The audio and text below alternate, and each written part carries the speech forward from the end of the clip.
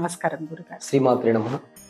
గురుగారు, ఏదైనా చేస్తే 41 డేస్ 41 రోజు మీరు ఖచ్చితంగా ఇది కంటిన్యూస్గా చేస్తే ఈ రెమెడీ మీకు ఫలితం దక్కుతుంది అంటారు. అండ్ అది జరుగుతుంది కూడా వాస్తవంగా చూసుకుంటే. కానీ ఆడవాళ్ళు అది కంటిన్యూయేషన్ అనేది చెయ్యలేరు. మిడిల్లో పీరియడ్ సర్కిల్ కానివ్వండి, ఏదైనా కావచ్చు. సో అలాంటప్పుడు ఎలాంటి రెమెడీస్ పాటిస్తే బాగుంటుంది? 41 డేస్ ఆడవాళ్ళు చెయ్యకూడదా? మంచి ప్రశ్న అడిగారండి.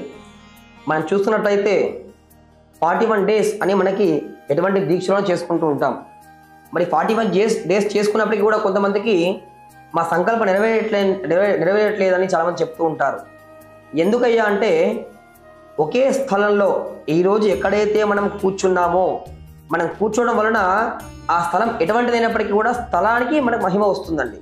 కనుక ఏ రోజైతే ఒక దగ్గర మనం కూర్చొని దైవ ఆరాధన చేస్తున్నామో ఆ 41 రోజులు కూడా అక్కడే కూర్చొని ఆరాధన చేయాలి.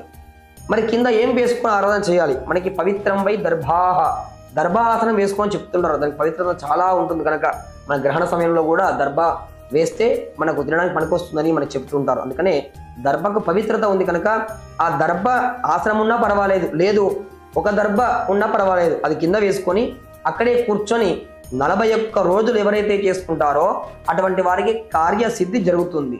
మరి మగవాళ్ళకు ఓకే. మరి చాలామంది ఏం చెప్తారు, ఆడవారిని కూడా అలా చేసుకోవాలని చెబుతూ ఉంటారు. అది ఎలా సాధ్యం అండి? అది అసంభవం. మరి అటువంటి వారికి మనకి ఏం చెప్పబడుతుంది అంటే 27 రోజులు అని మనకి చెప్పడం జరుగుతుంది. 27 అంటే నక్షత్రాల సంఖ్య. ఆ నక్షత్రాలన్నీ కూడా చంద్రుడి యొక్క భార్యలు, 27 నక్షత్రాలు. కనుక అటువంటి 27 అనేది ఎందుకు చెప్పబడిందంటే 7 + 2 2 + 7 27 కదండి. కలిపితే 9 సంఖ్య వస్తూ ఉంటుంది. 9 సంఖ్య తర్వాత ఇంకొక సంఖ్య లేనే లేదు.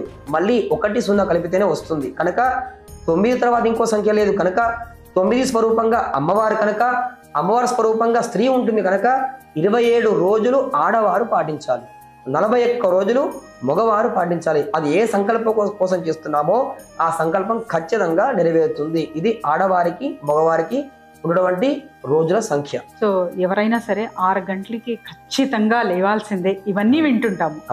అప్పుడు మాత్రమే మీ పని సక్సెస్ అవుతుంది, లేకపోతే అవ్వదు అంటుంటారు. ఇది ఎంతవరకు కరెక్ట్? ఎందుకంటే ఇప్పుడు ఐటీ ఫీల్డ్ చూస్తుంటాము, 2 వరకు కూడా పని చేస్తూనే ఉంటారు. వాళ్ళు ఆ సమయంలో లెగలేరు. అలాంటప్పుడు ఏం చేయాలి? దీనికి కూడా మనం ఖచ్చితంగా చెప్పుకోవాలండి.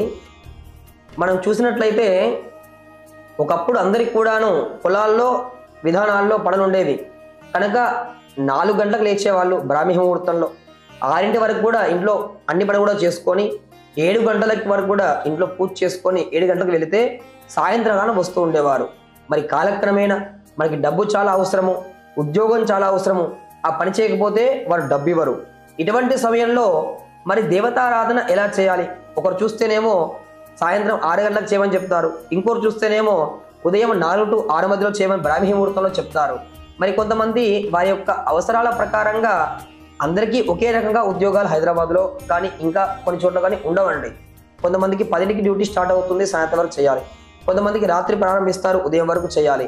మరి అటువంటి వారికి ఆటంకం వస్తే ఫలితం రాదు అని మీరు భావిస్తూ ఉంటారు. అదేది కాదండి, మన సంకల్పం గొప్పది. దీనికి చిన్న ఉదాహరణే మనకి మార్కండేయ స్వామి వారు. ఆయన ఆయు ప్రమాణం తక్కువ ఉన్నప్పటికీ కూడా మృత్యుంజయ పాహి మృత్యుంజయ అని పరమేశ్వరుడు యొక్క ఆరాధన చేయడం వలన ఆయనకి ఆయుష్ ఇంకా కొద్దిగా పెరిగి యమధర్మరాజే ఆయన భక్తికి మెచ్చారు.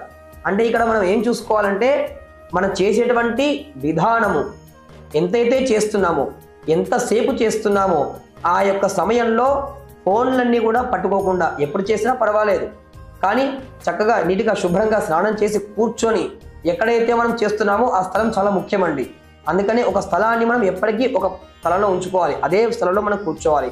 అప్పుడు స్థలాన్ని కూడా మనకి పాజిటివ్ ఎనర్జీ వస్తూ ఉంటుంది.